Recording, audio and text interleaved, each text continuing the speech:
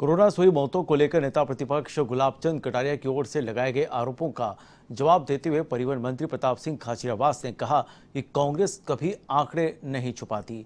सरकार इस महामारी में लोगों के जीवन बचाने का काम कर रही है, लेकिन बीजेपी के नेता इस पर भी राजनीति करने से बाज नहीं आ रहे हैं।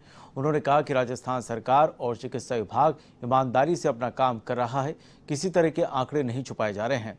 आपको बता दें कि गुलाब चंद कटारिया ने कोरोना से हो रही मौतों का आंकड़ा छुपाने का आरोप राज्य सरकार पर लगाया था, जिसके बाद मंत्री खाचरियावास ने बढ़ती हुई महंगाई को लेकर केंद्र सरकार पर जमकर निशाना साधा। खाचरियावास ने कहा कि जब अंतर्राष्ट्रीय बाजार में क्रूड ऑयल सस्ता हो रहा है तो देश में पेट्रोल और डीजल की महंगाई शतक लगा रही है। केंद्र सरकार लोगों के ऊपर महामारी के समय भार डाल रही है। उन्होंने कहा कि केंद्र सरकार को पेट्रोल डीजल के दाम कम करने चाहिए ताकि जनता को राहत मिल सके।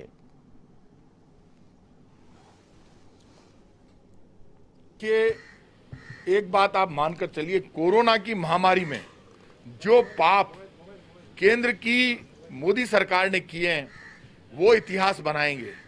इन्हीं मोदी जी ने नारा दिया था, अब और नहीं पेट्रोल डीजल की मार, अब की बार मोदी सरकार आ गई और एक्साइज ड्यूटी के सारे रिकॉर्ड तोड़ दिए।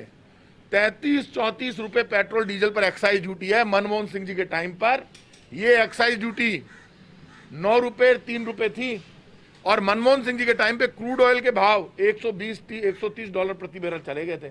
अब 50-60 रुपए डॉलर प्रति बैरल है क्रूड ऑयल के भाव। क्रूड ऑयल सस्ता हो रहा है पूरी दुनिया में, यहाँ पेट्रोल डीजल महंगा हो रहा है और गैस सिलेंडर के दाम 7वें आसमान पर है। सब्सिडी खत्म हो गई, लोग भूख से मर रहे हैं, लोग बिना ऑक्सीजन के मर रहे हैं, लोग बेरोजगारी से मर रहे हैं। किसी से मतलब नहीं है।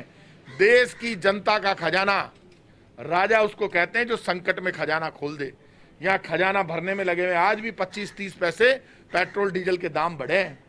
ये लड़ाई कांग्रेस और बीजेपी की नहीं है, ये लड़ाई हिंदू मुसलमान सिख ईसाई की नहीं है, ये देश की जनता को बचाने की है। राजा की और सरकार की परीक्षा संकट में होती है।